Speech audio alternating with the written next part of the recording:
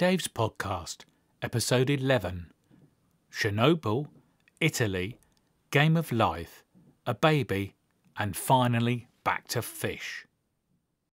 Hello, it's late 1986 and I'm still at Aldermaston. I was doing Sunday overtime and we were doing a routine survey. Now, I need to get a little bit technical here. But if there is an imminent risk of contamination, you monitor all the time. If this is less likely, it may be on a weekly basis. But if it is considered extremely low, this may be only a yearly survey. Now, all the buildings in our area have the incoming air filtered. You don't want large amounts of potentially radioactive dust floating about in there. So the survey we were due to do was a yearly one. We were going to take samples of the outside filter units. So these are sucking in clean air, clean Berkshire air into the buildings. We took a sample, we took it back to the machine and tested. It was radioactive. Very low, but higher than we had expected. After tests in the next few weeks, it was found to be tritium, and it had come all the way from the Chernobyl nuclear disaster, which had happened 6 months earlier. But nothing to worry about there. In June 1986, Deb and I went off to holiday to Italy. At the time, we had been trying for a baby for about a year, and we were beginning to get a bit worried. But we went off to holiday and put that all behind us. We had a lovely time in Lido di Jesolo. It was very hot. As we walked down the steps off the plane, I was explaining to Debbie how that extreme hot wind was coming from the engine. But we walked down the steps and across the tarmac and got further and further away from the plane, and I realised I was talking complete bullshit. But then again, you are listening to episode 11, so I'm sure you know that. Just a few stories of our time in Italy. In 1986 there was a World Cup on. I remember watching the notorious Hand of God Maradona game in the front bar with my England flag draped over me. After the game had finished, everyone was commiserating with me. So we decided to go to a nightclub to drown our sorrows. But this nightclub had TVs set all around the wall, and all night all they showed was slow-motion versions of this goal. It was like some kind of elaborate torture. We met a couple there. It was a typical holiday friendship. They were bikers, not the sort of people we would associate with at home. I was never into motorbikes. I had a van very early on, and all my mates had motorbikes. But as soon as it rained or got a little bit cold, suddenly I was their best friend. They would phone me up and I would have to run them down the pub. Anyway, back in Italy with our biker friends. They would do this thing, they would talk about setting fire to their motorbike, to their tyres and racing off to put them out. I think it was called hot dogging. I have no idea. Anyway, it turned out they lived in Aylesbury, about 40 minutes away. They always threatened with turning up for a visit, but luckily, like most holiday meetings, it never happened. I've also always been a big fan of the Police and Sting. I was always dyeing my hair blonde. On this holiday I found this sun stuff and mixed it with lemon juice and put it on my hair for the entire 10 days. It bleached it and dried it like a field of golden stubble. I thought it looked really cool, but I got the piss taken out of me something rotten at work. But I don't believe it did me any harm, as anyone who knows me know I have long curly hair all down my back, none on my head. While in Italy, we also went on a day trip to Venice. Part of this trip, we did a 3-island tour. We went to Murano, Burano and Torcelli. One of these had glass making, one of them's made lace, and one had a fancy restaurant on. But don't ask me which is which. After all, this isn't a travel podcast. But one had this stone throne on, which had various legends attached to it. If you sit on it, one day you will surely return to Italy. And also, if you are a lady and you get married, You will have loads of children. I took a photo of Deb sitting on this throne. It's interesting doing this podcast, checking the timelines of certain things. I had always assumed that my first daughter was conceived in Italy, but now I see that it was a few months later. Luckily, the fashion started by David Beckham for naming your children after the places they were conceived hadn't really started. Otherwise, it would be Meet My Daughter, Lido Gigesolo, or just Emily Millie Mortimer. By autumn 1986, Debbie is pregnant and working in a care home in Thatcham. I'm doing loads of overtime and in regular employment now, with a good job. So we decide to buy our council house. As Gay is living with us, we get the full discount under the Right to Buy scheme. Thank you, Maggie. We managed to buy our 3-bedroom house for a whopping £30,000. Anyway, back to work. One time, I remember going off for Sunday overtime. We were covering a big engineering job, replacing some valves. But when we arrived, the job had been called off. I can't remember why, some kind of technical issue. It may have been raining. It's very difficult to monitor for plutonium in the wet. But we were there, so we spent all day in the canteen, drinking tea while playing Game of Life, the board game. I remember distinctly picking up a card that said, "You're getting paid double time while sitting in the dry and drinking tea. Happy days. Move on 6 places." But I was getting disillusioned with Aldermaston and the MOD working. I had been there for 4 years, and I realised that a few more years, with the commitment of a new mortgage and a child on the way, I would be stuck in an MOD tea break for all my life. I also knew that after 5 years my pension contribution would be frozen until I retired, but before this I could draw it out as a lump sum. So I started formulating a plan. But before this, Christmas came along. We were all going to meet up at Linda's on Christmas Day, as she had the biggest lounge, and indeed the biggest Christmas tree. It was Debbie's family custom that when you brought a present and had it wrapped, you put it under the tree. Gay was always ahead of the game on everybody, so by the second week of December, gifts started appearing under the tree. So every time we went to Linda's for a cup of tea, I could sneak in, have a squeeze and investigate our presents. But when Christmas Day came, Gay produced a small scrap of paper. On it was a code.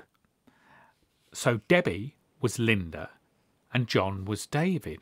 So all the time we had been investigating the wrong gifts. I don't know what would have happened if she had lost this scruffy bit of paper. At Aldermaston, in A area, you had a film badge which monitored your radiation exposure. They collected these each month and you were issued with a new badge. Only once was I called in the office. "Oh, Dave, you had a high reading 2 weeks ago last Thursday." Of course, I had no recollection of what I had done on that particular day. So your radiation exposure was assessed over a year. So say if you reached your annual level by October, you would be removed from A area. But I was never aware of this happening. The other way you were monitored was through your urine. So in the particular building you were, inside the toilet on the windowsill was a collection of tubs that needed to be filled, some on a weekly basis and some on a monthly basis, litre high connect containers. These you'd have to fill them all up with urine. Mine was mostly tested for beer and Southern Comfort. But if you did test positive, you then went on samples for number 2s. These were collected and delivered to a particular building, which, for some reason, was set well apart from all the rest. I never had to go there, but drove past a few times very fast and never put the windows down. I have to tell you at this point, you may be hearing a lot of rattling and banging. We're in the middle of Storm Agnes, one of the first storms of the year at the moment. Now, I have to tell you a really sad story. A lot of time at Aldermaston I would cycle to work. It was only a couple of miles away. But in bad weather, Deb would drop me off at the main gate and I would walk in. On this particular day, this is what happened. Deb dropped me off and she went off with the BMW, which had just sailed through its MOT as we'd had it just over a year. At the end of the day, I walked out the main gate and there was Linda in her red XR3. By now, it hardly smelled of Southern Comfort at all. And Debbie was in the passenger seat, looking a bit sheepish. She had an antenatal appointment earlier that day, and on the way home she had pulled out in front of a Ford Cortina. The BMW was a complete write-off. She was really worried of my reaction, but I said, well, it was just metal. And truth was, it was only a two-door and would have been totally impractical for starting a family. We ended up buying a mini Metro Maritz, which had a picture of a skier down the side. But in the process of doing this podcast, I looked up BMW's 2002. Ours was a 1972, but I found a 1974 model for sale for £30,000. So by spring 1987, I was beginning to formulate my escape plan from Aldermaston. George, who was a family friend of Doug and Gay for many years, he had always been a key sea angler. This had culminated in him becoming a mobile fishmonger. He had a little Honda Active van, which was the same type of van I'd had when I was at Power Gardening. He drove this round the local villages selling fresh fish. He had been talking about changing his van, and that got me thinking. But first of all, there's a small matter of a baby on the way. This culminated in Debbie saying, at 10 to 3 on Saturday the 15th of May, "Oh, I think I've just had a contraction." But I was going across the road to watch the cup final, which turned out to be a classic. Do you remember Coventry v Tottenham? 5 goals, ended up 3-2 to Coventry, 2 own goals. Anyway, I digress. I was only across the road, but Debbie carried on into the evening, and by 10 o'clock she was quite uncomfortable, so we decided to go into the Royal Barks in Reading. I'm going to limit myself here to just 3 stories of this birth. Blood on my shirt, phone call, and I don't even smoke. 1. Blood on my shirt. As we went off to hospital, for some reason I decided to wear a white, full-sleeve shirt. Quite early on the Sunday morning, they were putting a cannula into Deb's hand. I was standing by the bed giving support. When the needle went in, it produced a huge jet of blood which covered the front of my shirt, in a gory horror movie kind of effect. So the rest of the day I was walking around the hospital and getting horrified, concerned looks. Story 2. The phone call. At this time there was no mobile phones. A particular time in the birth, they were worried about the heartbeat of the baby. They tried to attach a monitor to the baby's head inside the womb, which involved a long wire with a screw on the end. This was designed to screw into the baby's head, enabling monitoring of the heartbeat. After 3 or 4 attempts, they gave up. So I thought this would be a good idea to run down and give people an update on, as it was now about 10 p.m. on the Sunday evening. I went downstairs and used the hospital phone box. People were running away and screaming in front of me due to the state of my shirt. I managed to put money in the phone box. No news yet.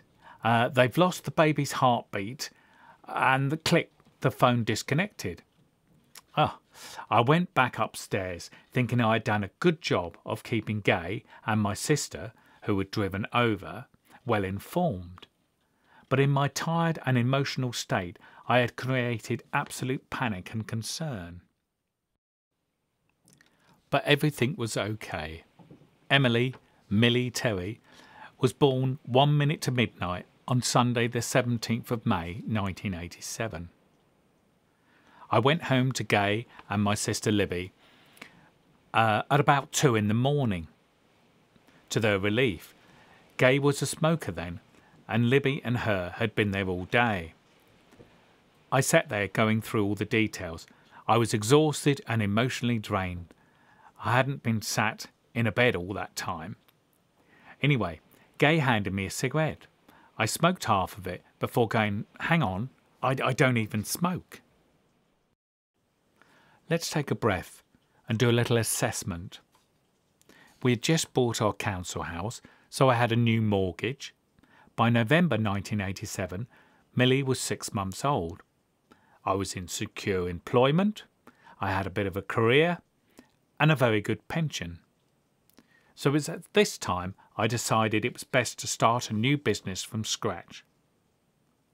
Funnily, my biggest supporter and encouragement came from my dad. He had worked his entire life in jobs I don't think he ever really enjoyed. It was something to do with computers, but he never really talked about it.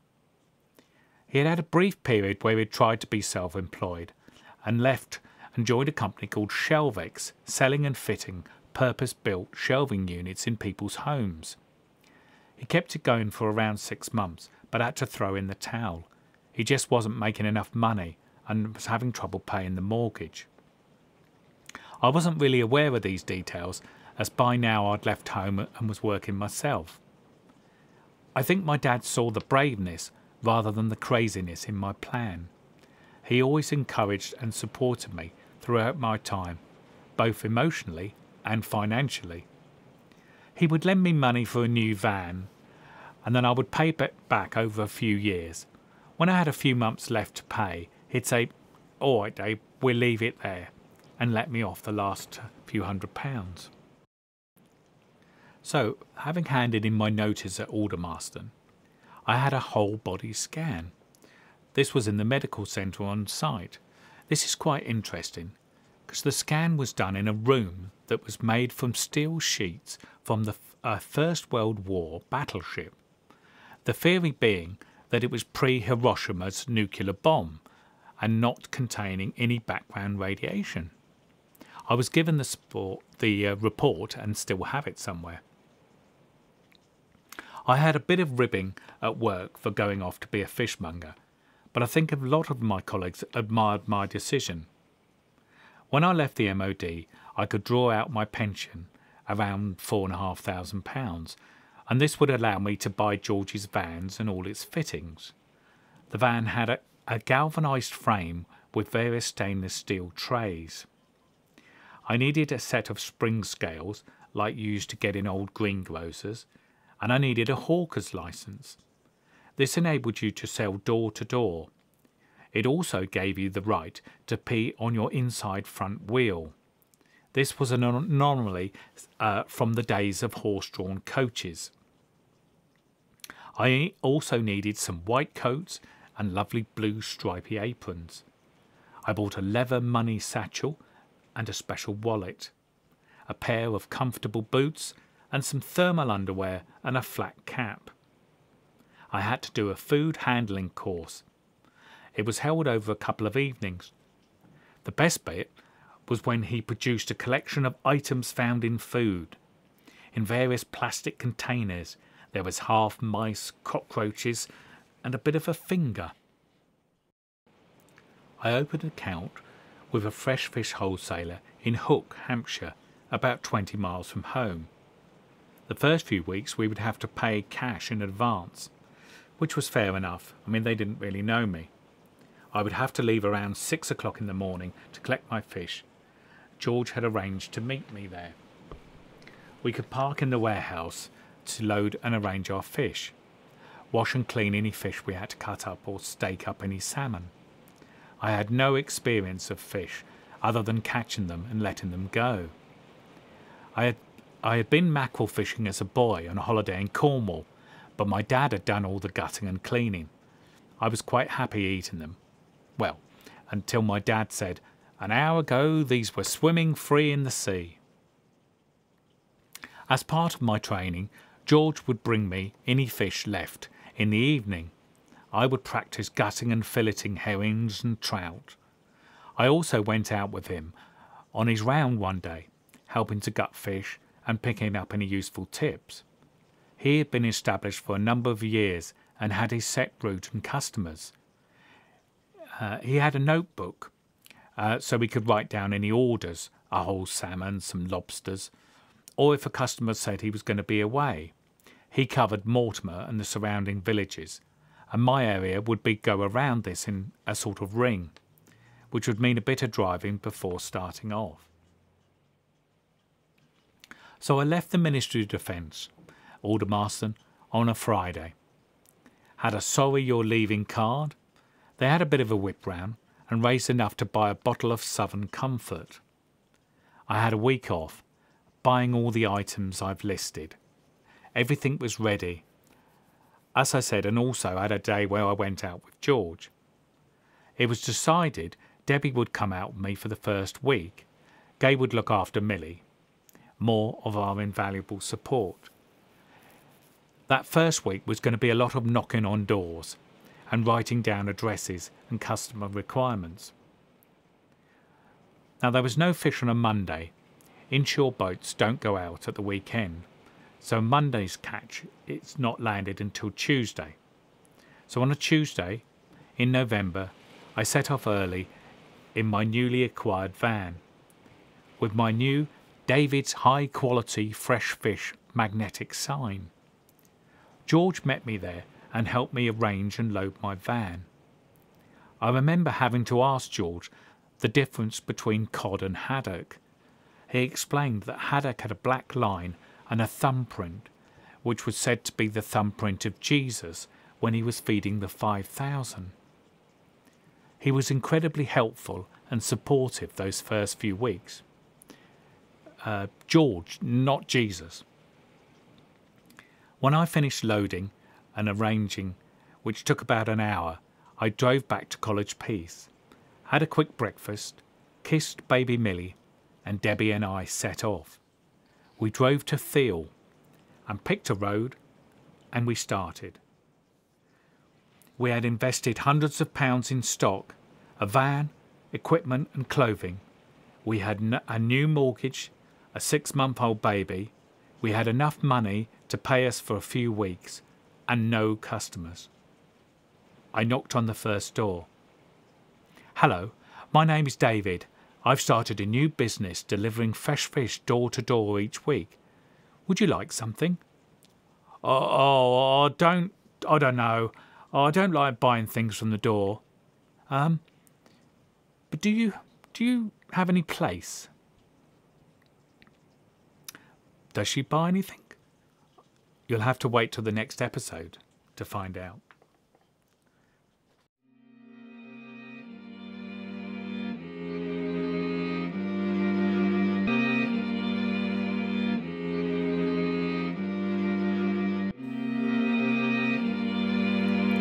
If you've enjoyed this podcast, you know what to do. Like it and share it. Thank you.